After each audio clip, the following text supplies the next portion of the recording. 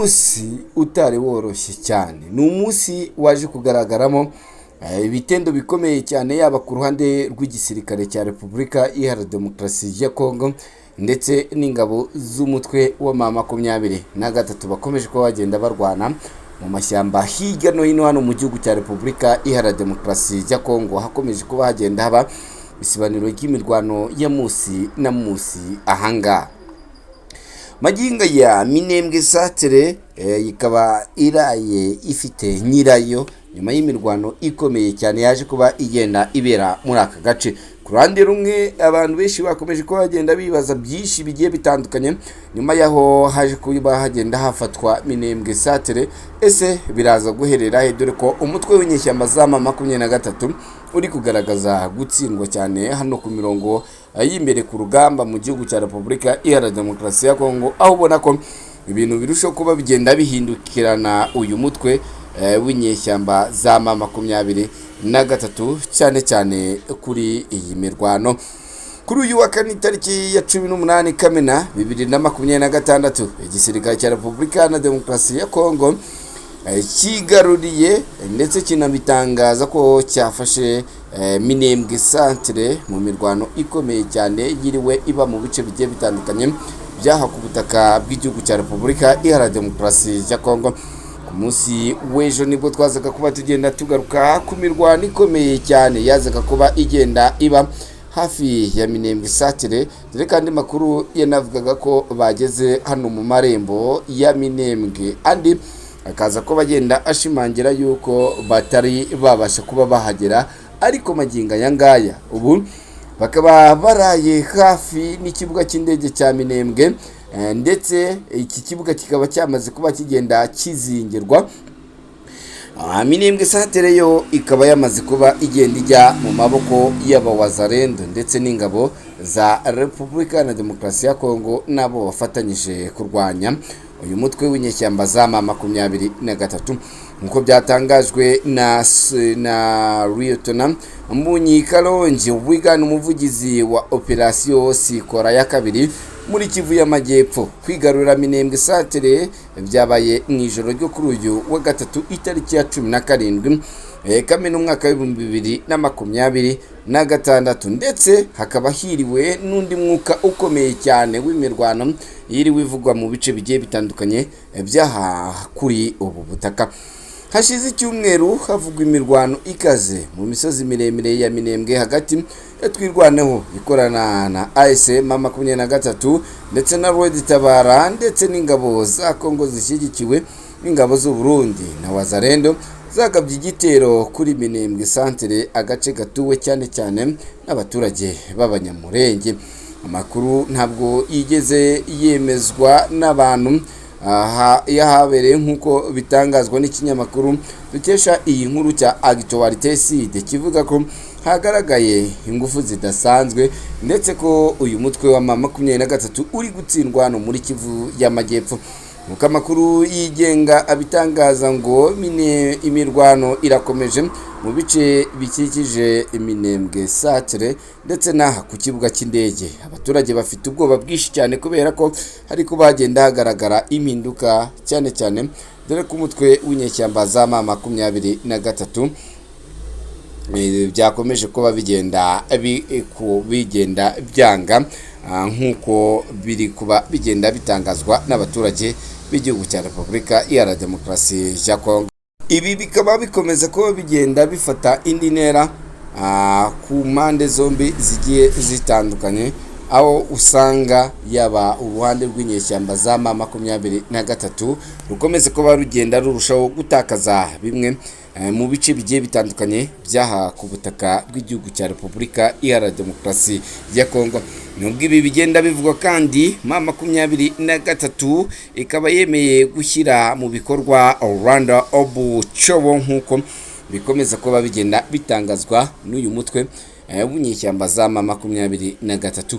Iri ni ihuriro rya AFC rirwanya ubutegetsi bwa Repubulika Iharanira Demokarasi ya Kongo yemeje gukomeza guharanira impinduka muri iki gihugu rishingiye ku cyerekezo gishya gise Rwanda Obuchobo. M23 yemeje iriya gahunda biciye mu itangazo yasohowe na Louis Kanyuka usanzwe ari umuvugizi waya mu bya politike. Uyu yasubizaga ku magambo Felix Tshisekedi yatangarije Houston muri Leta Zunze Ubumwe za Amerika ingabo ze ziri gutsinda abanzi bahanganye cyane ahangaha ku mirongo y'urugamba nk'uko we yakomezaga kuba agenda abitangaza. Vuba aha zizahoraho cyangwa se zizabohora ngo umujyi wa Goma ndetse na Bukavu maze umwaka urenga ugenzurwa na M23. Tshisekedi wagerezaga ijambo ku banyekongo baba muri uriya mujyi wo muri leta ya Texas, yashimangiye kandi ko ubusugire n'ubwigenge bya Repubulika na Demokarasi ya Kongo bitazigera biganirwaho cyangwa ngo bigire ibyo byumvikanwaho. M23 yavuze ko amagambo ye anyuranyije n'umwuka w'agahenge kari kagamije gufasha inzira y'amahoro mbere yo gufata umuburo uko ashobora gukomeza guteza amacakubiri no gukaza umwuka mubi hagati y'abanyekongo. Ihuriro iri ni ihuriro rikomeza gushinja ubutegetsi bwa Kinshasa guteza ibibazo bya politike hirya no hino mu burasirazuba bwa Repubulika Iharanira Demokarasi ya Kongo, aho abenshi bakomeza kuba bagenda babona ko bigoranye cyane kuboneka amahoro muri iki gihugu. Mbaza umutwe wa M23 mu kugaba ibitero mu gihugu cya Repubulika Iharanira Demokarasi ya Kongo nk'uko turaza kuba tugenda tubigarukaho gatanu kuri gatanu muri aya makuru yacu. Ni mu gihe kandi nk'uko turaza kuba tugenda tubigarukaho igisirikare cy'u Rwanda cyangwa se u Rwanda rwashubije ibirego by'u Burundi na Repubulika na Demokarasi ya Kongo muri Kanama mu kurenga ku burenganzira bwa muntu nk'uko turaza kuba tugenda tubigarukaho gatanu kuri gatanu. Turaza kuba ngenda ngaruka ku itangazo rya RDF. Iri ni itangazo ryaje kuba rigenda rijya hanze, haje kuba hagenda hagaragara impinduka mu gisirikare cy'u Rwanda. Nyimera nyaboneka ari mba rwa mbere ugeze hano, reba hano handitse ijambo subscribe, ubundi tujye tubana gatanu kuri gatanu mu makuru yacu abagiye agezweho. Ngo twinjiye ku kibuga cy'imirwano, ni imirwano yiriwe yaciye ibintu hano mu gihugu cya Repubulika Iharanira Demokarasi ya Kongo, cyane cyane aho usanga hirya no hino mu bice bigiye bitandukanye byaha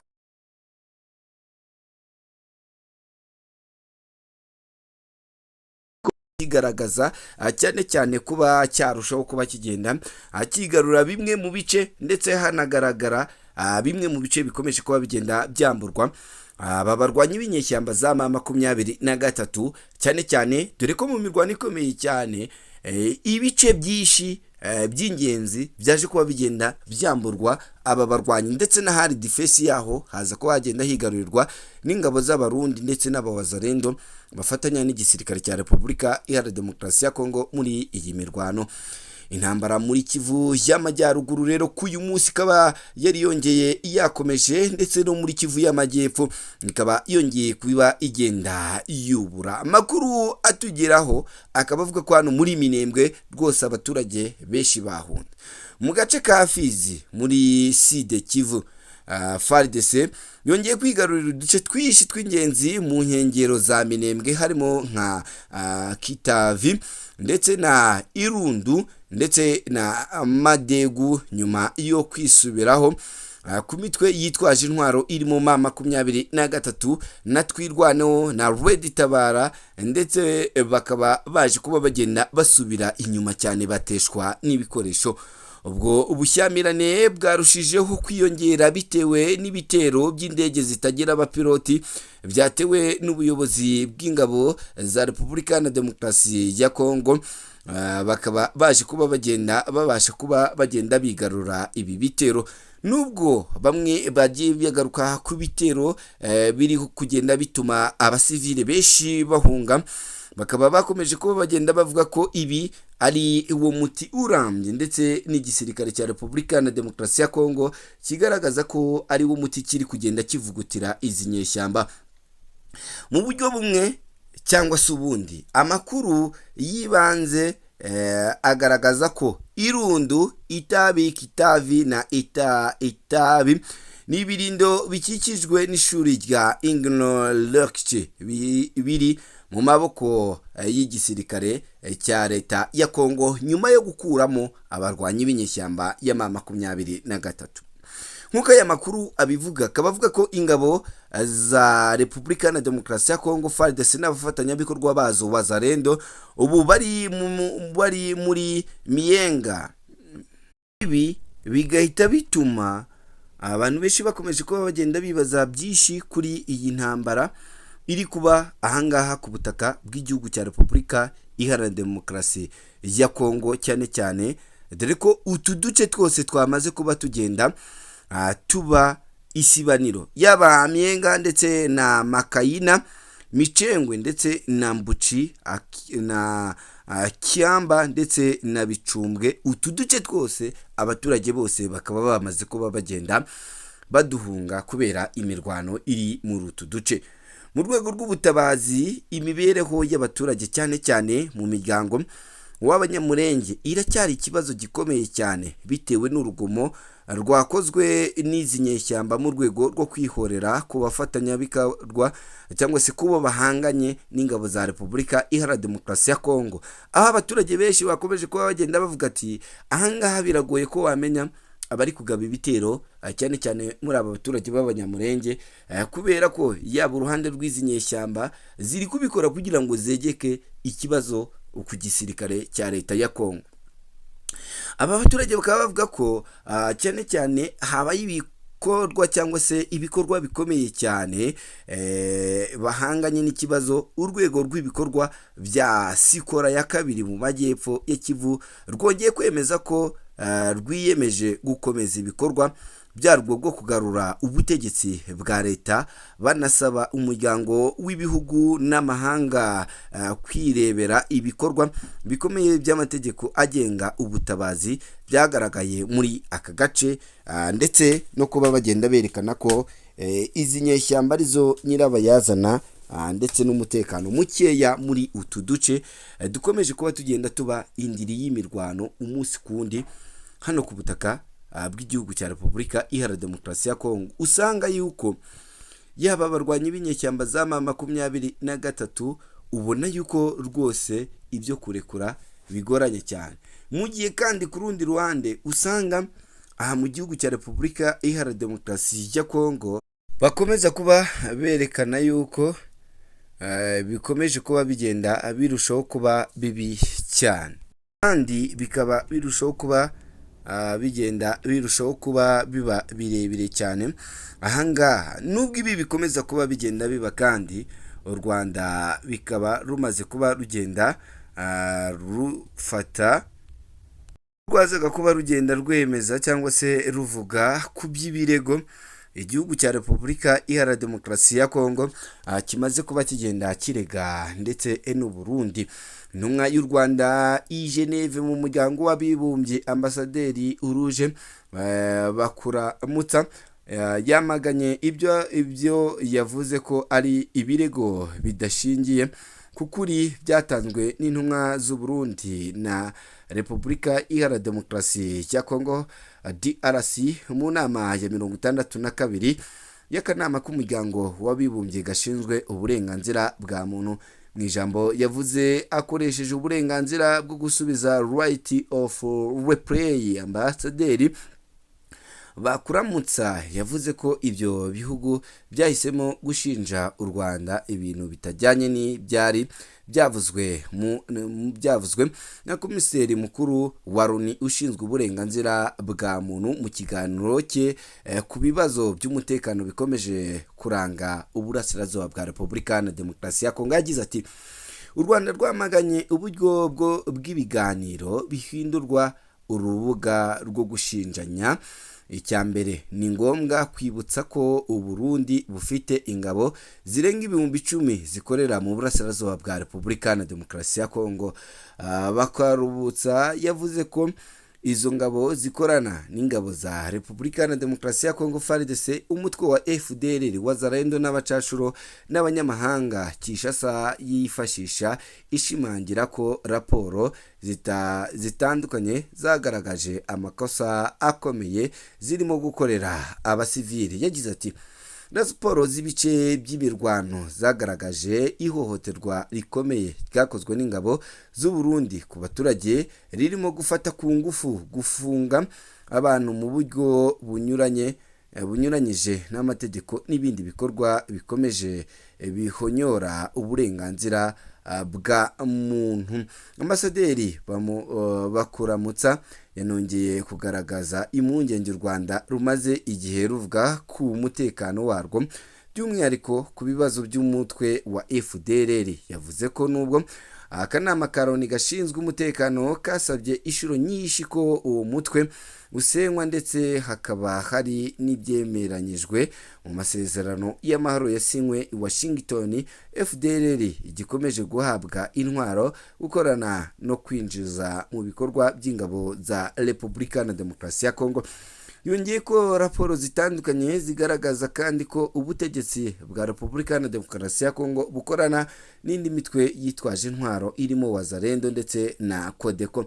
Byakuramutsa yashimangiye ko DRC idashobora kuvuga ko ishaka amahoro mu gihe ikomeje gukorana n'imitwe yitwaje intwaro.